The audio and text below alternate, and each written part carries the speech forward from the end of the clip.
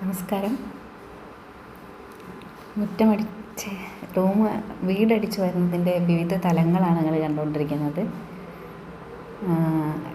വീടടിച്ച് വരുന്നതിനെക്കുറിച്ച് ഇപ്പോൾ എന്താ പറയാനുള്ളതല്ലേ? അതിന് പ്രത്യേകിച്ചൊന്നും പറയാനില്ല.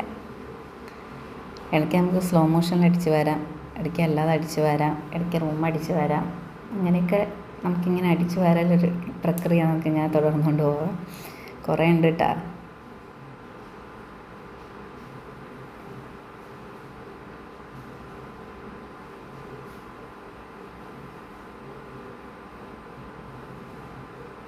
വീണ്ടും അടിച്ചു വാരി, ഈ റൂം അടിച്ചു വാരി, അടുത്ത റൂം അടിച്ചു വാരി,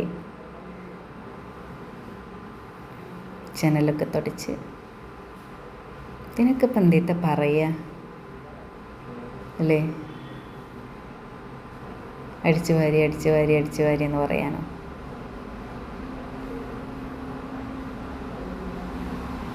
എല്ലാവരും വീഡിയോ മാക്സിമം കാണണം കേട്ടോ.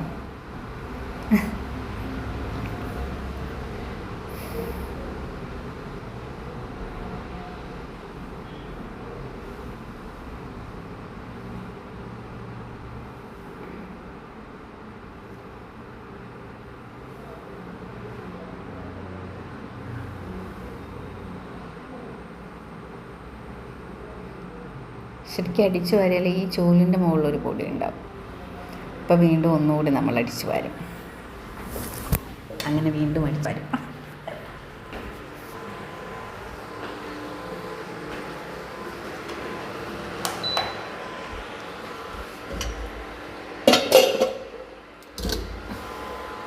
ഇപ്പോൾ നമ്മൾ അടുക്കളയിൽ വേറെ, ഞാൻ വോയിസ് കൊടുക്കുമ്പോൾ അടുക്കളയിൽ വേറെ പണിയെടുക്കുന്നുണ്ട് കേട്ടോ. ചോറ് തിളച്ചു, നമുക്കത് എടുത്ത് റൈസ് കുക്കറിൽ വയ്ക്കണം.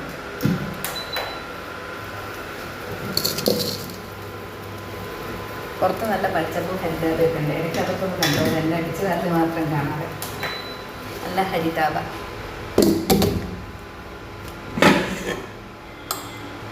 ഈ വോയിസ് ഓവർ ഒരിക്കൽ എന്നെ സംബന്ധിച്ചിടത്തോളം ഭയങ്കര ഒരു ടാസ്ക്കാണ് കേട്ടോ. എനിക്ക് ഒട്ടും അറിയാത്തൊരു കാര്യമാണ്. ഇനി നമ്മൾ ഭയങ്കര അട്രാക്റ്റീവായിട്ട് സംസാരിക്കാൻ അറിയുന്നവർക്കേ ഉള്ളൂ അതൊരു ഇതാവുള്ളൂ. എനിക്കതത്ര സുഖമല്ല, ഞാനതത്ര ഓക്കെ അല്ല.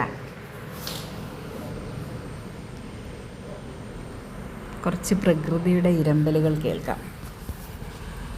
നമുക്ക് തുടയ്ക്കണം.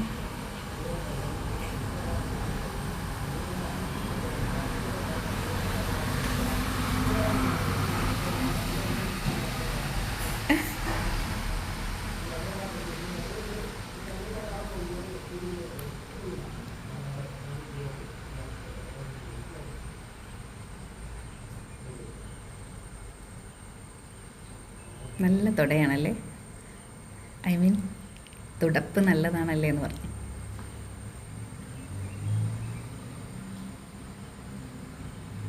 കാര്യമായിട്ട് സംസാരിക്കുന്നുണ്ട്, സഹായങ്ങളൊന്നുമില്ല, സംസാരമുണ്ട്. ഈ കട്ടിലിൻ്റെ ചുവട്ടിലേക്ക് തുടയ്ക്കാൻ പറ്റില്ല കേട്ടോ. അപ്പം ഇതെന്താണ് അവിടെ മാത്രം തുടച്ച് വരുന്നൊക്കെയുള്ള ചോദ്യങ്ങളുണ്ടാകും. അതിൻ്റെ ചുവട്ടിലേക്ക് അതിടാൻ അത്ര സുഖമില്ല. അപ്പം അത് ഇടയ്ക്ക് ചിലൊരു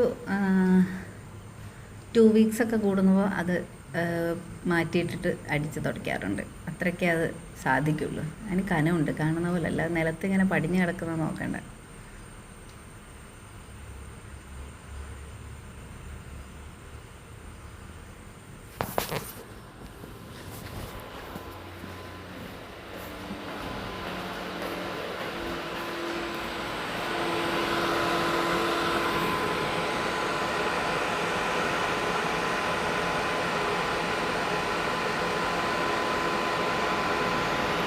അപ്പോൾ നമ്മൾ അടുക്കളയിലേക്ക് ലാൻഡ് ചെയ്തു.